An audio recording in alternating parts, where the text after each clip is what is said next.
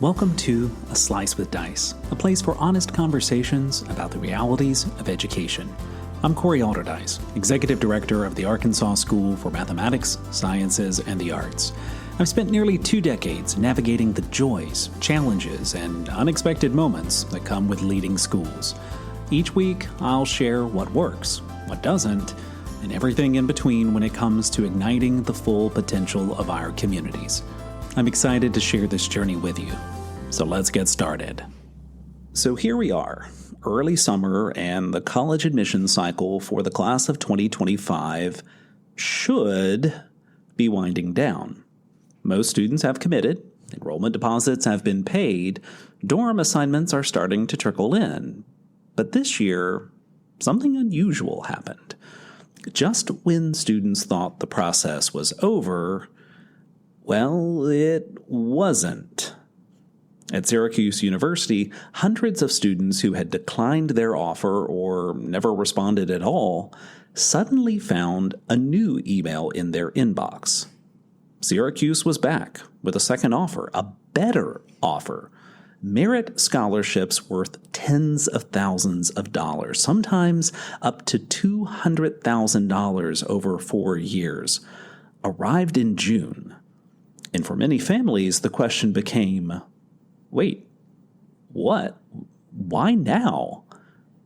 You see, it turns out Syracuse hadn't met its enrollment goals by the May 1st deadline. Maybe they overestimated how many students would say yes. Maybe they were impacted with delays in FAFSA processing. But whatever the reason, they found themselves with empty seats. And like any business with unsold inventory, they launched a promotion, a big one. Merit Aid became a last-minute incentive to fill the class. And to be clear, this wasn't just a random act of generosity. It was a strategy. And while Syracuse made headlines, they weren't alone. Other colleges have quietly done the same.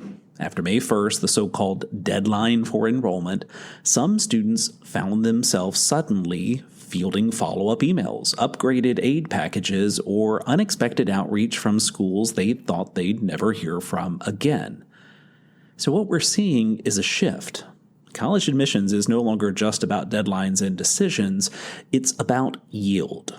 How many of the students a college admits actually plan to and ultimately show up? And as demographics shift and competition intensifies, more schools are moving into dynamic pricing territory. The initial offer is just the opening move. The real deal might come later if a college starts sweating its numbers.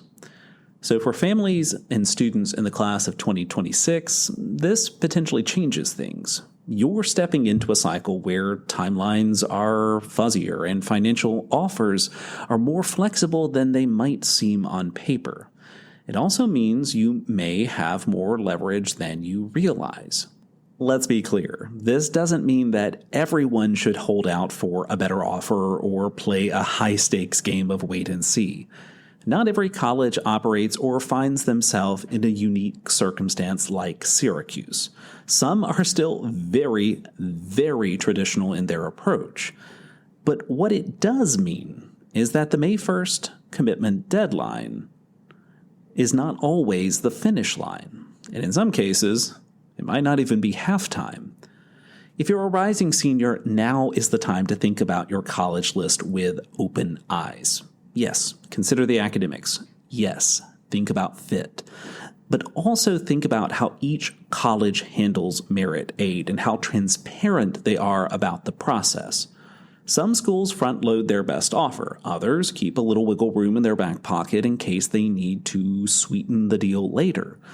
Knowing how your top choice schools believe and behave in this arena can help you prepare for how to navigate offers next spring. And it's also worth having early, honest conversations about your family's budget and financial capacity. If your family has a number in mind for what college needs to cost, be upfront about it when it comes time to compare offers. This isn't about treating college like buying a used car. It's about being smart in a system where pricing can be increasingly fluid. And yes, keep your eyes on your inbox, especially in the spring and even into early summer. You may think a college has closed the door, but these days, doors get reopened, especially if a school needs to meet its numbers. Ultimately, what happened this year isn't just a Syracuse story. It's a signal. Colleges are adjusting their playbooks. But that means students and families need to be prepared to do the same. Be thoughtful, be strategic, and remember that sometimes the best offer doesn't come first. A Slice with Dice is a production of the Arkansas School for Mathematics, Sciences, and the Arts. I hope today's reflection sparked some thoughts for your own journey. If you enjoyed the episode, please subscribe, share, and leave a review. Let's keep learning and leading together. Until next time, keep striving for growth and excellence. Thanks for tuning in.